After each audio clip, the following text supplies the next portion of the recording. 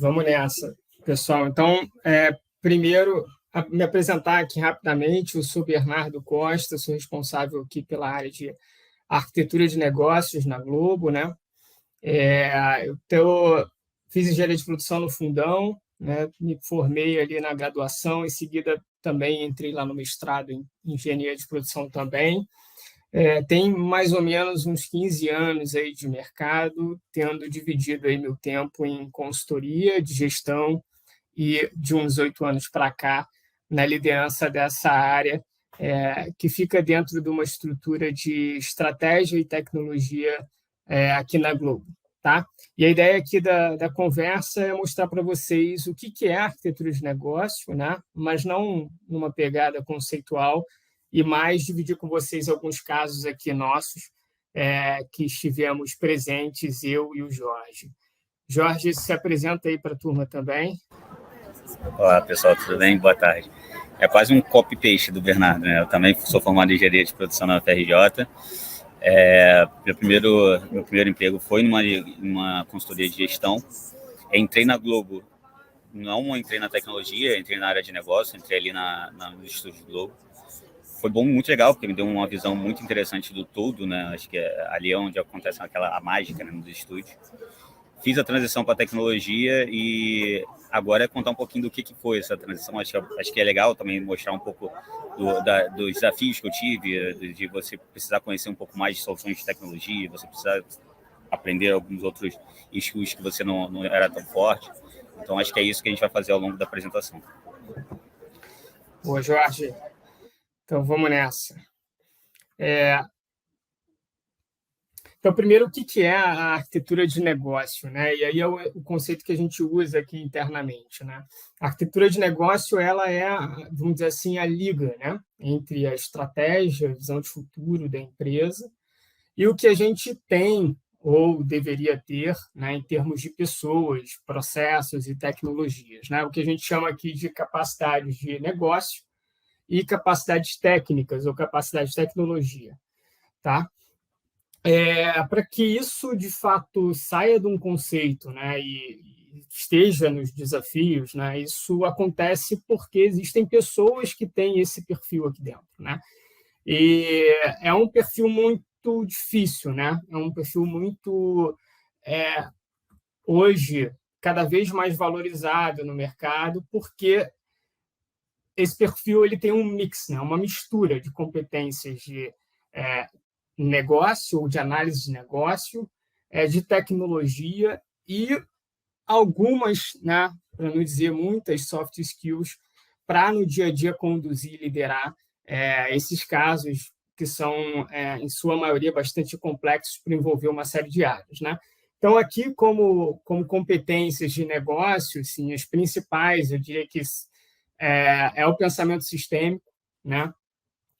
A análise de problemas, a leitura de uma situação, o entendimento e a construção, a estruturação daquele problema. É um mindset drivado a soluções, né? É o raciocínio, o uso, né, do raciocínio modularizado. A gente tem que compreender aqui o tempo inteiro, né, qual é exatamente a estratégia da empresa e como é que isso se desdobra para os nossos desafios hoje. Ser assim, aficionado, né, por tecnologia, estar o tempo todo olhando para soluções existentes que possam, de alguma forma, resolver problemas que vão passando pela nossa frente, né, para resolver, e ter aí também um toolkit, né? Quanto mais ferramentas tiver ali de análise, melhoria de processos, desenvolvimento de cenários e roadmapping tecnológico, melhor, né? Então, exatamente por ser um mix, né, de skills que assim, bem complexo, mas que, no fundo, é um conjunto de pessoas que têm essas competências e um conjunto de pessoas que transporta essas competências para dentro da empresa, né, inspirando outras pessoas, que a arquitetura de negócio faz acontecer. Não é, Jorge? Acho que o Jorge tem mais propriedade para falar do que eu, aí, por estar vivendo como arquiteto de negócio, um líder, um dos mais sêniores que a gente tem aqui na equipe, nesse dia a dia. Bernardo, acho que você já falou muito do que eu vou falar aqui, mas acho que eu queria ressaltar acho que 2 pontos importantes, tá? É muito a questão que a gente, como você falou, essa multidisciplinaridade. Acho que você tem que sempre estar pensando em melhoria contínua, você sempre tem que estar pensando no que está sendo discutido no mercado, de metodologia, de soluções tecnológicas, sempre para você tentar empacotar o seu problema da melhor forma possível e você conseguir gerar valor para a empresa. E o outro ponto bastante importante que o Bernardo falou é a questão dos soft skills. Assim, soft skills é a coisa mais complexa de você conseguir aprender, né? Porque você não é muito tangível, é mais difícil você conseguir ganhar aquela casca, você conseguir entender sobre negociação, você entender sobre gestão de conflito. São skills um pouco mais complexos. Então, hoje, o arquiteto de negócio, como ele tem uma ampla e vasta número de stakeholders, ele precisa desses soft skills. Então, eu acho que esses 2 pontos, essa multidisciplinaridade e os soft skills, são os 2 pontos principais aqui no meio desse todo. Mas, Bernardo, a gente falou que seria uma apresentação de prática, né? Mas a gente está aqui só discutindo o conceitual, não falamos nada até agora, tá só mais aquela apresentação normal. Vamos para a prática agora? Vamos embora, cara, vamos embora. Já começou me zoando, né? Mas vamos lá, a gente trouxe aqui para vocês casos, né? Casos que mostram assim, o porquê e o como a arquitetura podem acelerar a transformação digital, né? E vou começar aqui com um caso recente que a gente trabalhou, que é a construção do plano que a gente chama de Long Cycle Plan, né? E a gente teve, obviamente, não na liderança da construção desse plano, mas participando da construção desse plano. Né? A nossa missão ali era entender o que cada produto, serviço, cada novo negócio que se desenhava ali dentro desse plano de longo prazo precisava em termos de capacidade. Então, através de um artefato que a gente chama aqui de mapa de capacidade de negócio, a gente conseguiu mapear essa visão, né, integrada de capacidade que eram necessárias ali para rodar aquele conjunto de negócios que faziam parte desse plano de longo prazo. Né? E com esse mapa a gente conseguiu ali mostrar, por exemplo, as interdependências entre decisões, né? Entre capacidades, né? As inconsistências entre algumas decisões que estavam sendo tomadas ali nas frentes que estavam conduzindo, né, o desenho desse plano em paralelo, e analisar, por exemplo, possíveis capacidades que podiam ser reutilizadas, né, que foram, por exemplo, investidas ao longo de anos, né, aqui dentro, e que só pelo fato de termos investido nessas capacidades que a gente estava ali diante de alguns cenários possíveis de novos negócios, né? E também, por exemplo, mostrando o que era para a realização daquele plano né, estratégico, o que era completamente novo para a empresa, né? Então, essa visão integrada, ela foi fundamental ali para mostrar de uma forma simples e consistente como é que estava sendo construído esse plano, essa visão de futuro, e foi usado ali nas suas versões mais simples e sintéticas para os acionistas tomarem suas decisões. Né? Então, esse é o primeiro caso. Né? Esse é legal, só fazer um paralelo no dia a dia, né? Eu acho que o principal ponto que a gente falou, a gente falou de soft skills, né? Quando a gente está falando de um projeto como esse, a gente tem uma interface com alta gerência, né? Com altos executivos. Então, o alinhamento é muito importante. Então, às vezes, a gente tem composições e pensamentos um pouco distintos. Então, a gente precisa contornar e identificar como a gente chegar num denominador comum, sempre pensando no que é melhor para a empresa, sempre pensando no que a gente vai fazer para trazer mais valor para a empresa. Então, acho que o principal ponto nesse projeto aqui, no dia a dia, é claro que a gente tem as capacidades técnicas, a gente tem a questão do mapa de capacidade, que é uma metodologia muito interessante, mas acho que o soft skill aqui que a gente precisa fazer nesse alinhamento, você conseguir lidar com diferentes opiniões, eu acho que isso aqui é um ponto bem importante nesse projeto, por exemplo. Boa. O segundo caso que a gente trouxe aqui para vocês é uma atuação onde foi assim, importante para impulsionar a transformação tecnológica de uma linha de negócios aqui dentro, né? Que chama negócios internacionais, né? Então, essa área precisava se recompor, né? Tinha uma visão de futuro, né? Onde eles queriam estar daqui a alguns anos, e precisavam de um olhar mais técnico, né, da área de tecnologia, para desenhar ali em conjunto o que eles precisariam fazer em termos de investimento, por exemplo, né? Então, aqui a gente está falando de chegar junto na área, né, entender bem essa visão de futuro, avaliar quais são as capacidades hoje existentes na área, né? Estruturar isso, representar essa visão de futuro também em módulos. Então, de novo, a questão da visão modularizada, que é super interessante, né, para poder fazer essas análises de uma forma rápida, avaliar cada um desses domínios, né, desses módulos, buscar soluções internas, né, investimentos já existentes, por exemplo, na empresa, que pudessem ser aproveitados, reaproveitados, para habilitar módulos, né, novos para a área de negócios internacionais, por exemplo, e a gente chegou junto com eles num roadmap tecnológico, ou seja, um artefato ali que representa um conjunto de decisões, né, muito bem pensadas ali para o que fazer com relação a processos, soluções, né? Com isso, a gente, junto ali com o head da área, a gente conseguiu pegar alguns processos, por exemplo, que não precisariam estar junto com eles, porque não faziam parte da essência dessa negócios internacionais do futuro, né?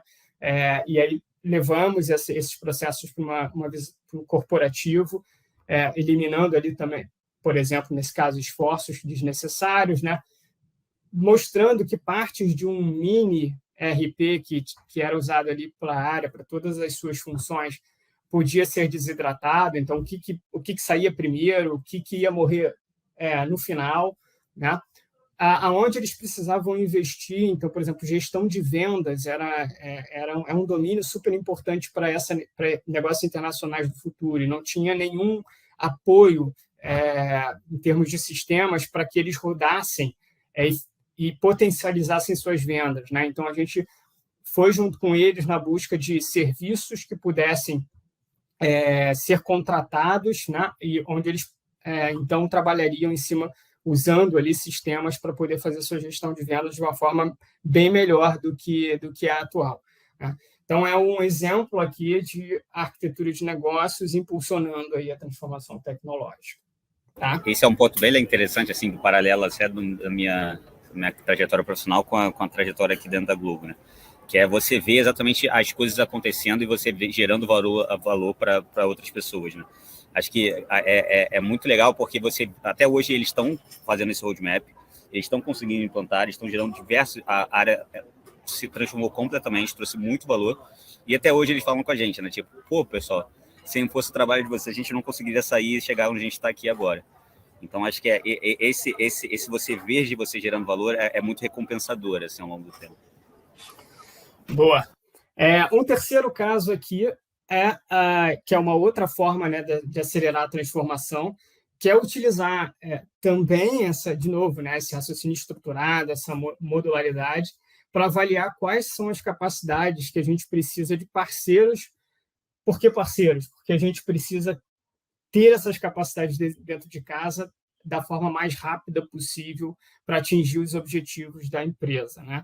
E quais capacidades também que hoje a gente tem dentro da Globo, que, por que não, né, transformar essas capacidades em novos negócios, né? Então, também é interessante, porque, de uma forma estruturada, a gente consegue chegar ali em oportunidades até de estruturação aí de novos negócios, né? Eu vou passar essa mais rápido para poder fazer o gancho aqui para essa próxima e explorar um exemplo aqui que a gente trouxe, que é o do Operational Readiness, né? Um outro benefício aqui dessa visão é a redução do tempo, né, e do custo de lançamento desses novos negócios que eu mencionei, né? Então, a gente chama isso aqui, né, esse serviço nosso aqui para fora, de Operational Readiness de novos negócios, né, ou produtos, né?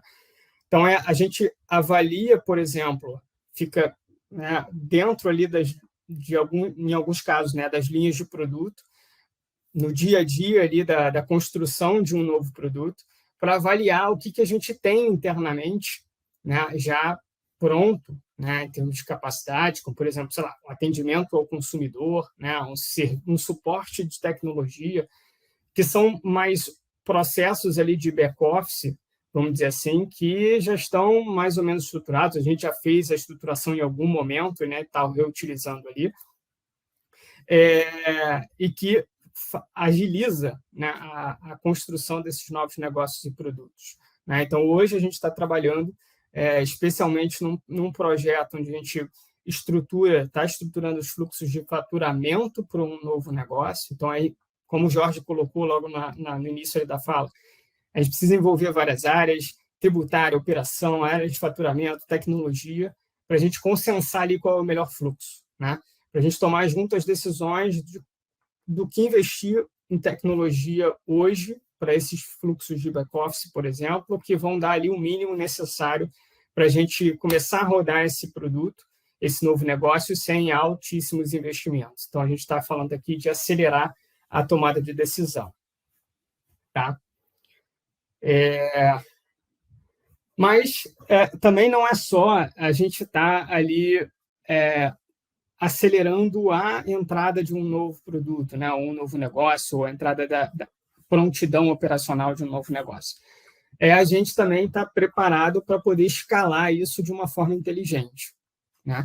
E aí, quando a gente diz aqui que é escalar de forma inteligente, a gente está querendo falar o que na prática? Né? Assim, é ter clareza de quais serão, por exemplo, os gargalos em termos de operação na hora que esse produto tiver um volume de assinaturas de X. Né? A gente conhecer para cada patamar ali de assinantes, por exemplo, qual é o possível ponto ali dessa cadeia de processos ali que compõe essa operação que vai dar problema, né? Vai dar ruim.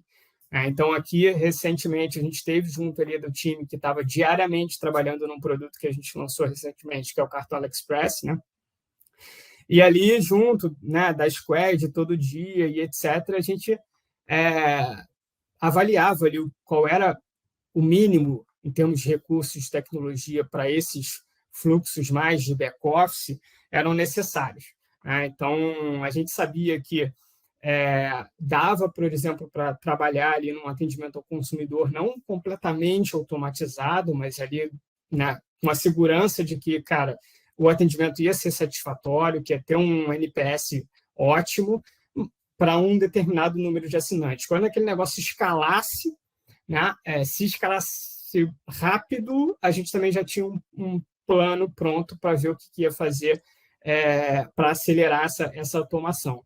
Então, a gente pensou ali junto também em como é que ia monitorar isso no dia a dia. Pensamos no cockpit assim, de gestão, com os principais KPIs, para não só monitorar a saúde do negócio em si, né, mas para também ver ali KPIs relacionados ao atendimento, como eu falei aqui agora do NPS, né, os chamados mais recorrentes, e todo dia, né, a gente montou ali uma operação de guerra, vamos dizer assim, para todo dia estar avaliando, monitorando esses KPIs e tomando essas decisões proativamente. Né? Eu acho que aqui, cara, até o desenho ele explica bastante a situação, né? É uma eterna equilíbrio entre os riscos que eu vou ter que tomar para escalar esse negócio de maneira saudável e mantendo ele eficiente, né? Mantendo a minha operação eficiente, mantendo tudo rodando da melhor forma possível.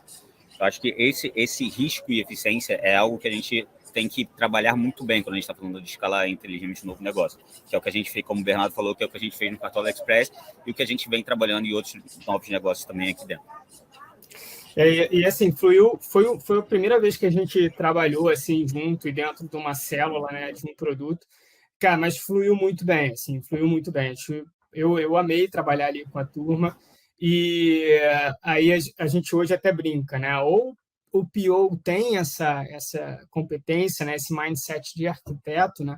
Ou tenha um melhor amigo arquiteto, né? Para trabalhar, porque isso facilita demais o trazer o olhar corporativo para a realidade daquele novo produto, para todas essas funções, principalmente, né, para essas funções de back-office, que precisam também estar prontas para o dia ali o dia de lançamento daquele produto, para os patamares, né, de escala, né, desse produto. Então a gente hoje tem uma certeza grande assim que ter ali uma pessoa com esse perfil ajuda muito num lançamento como esse, tá?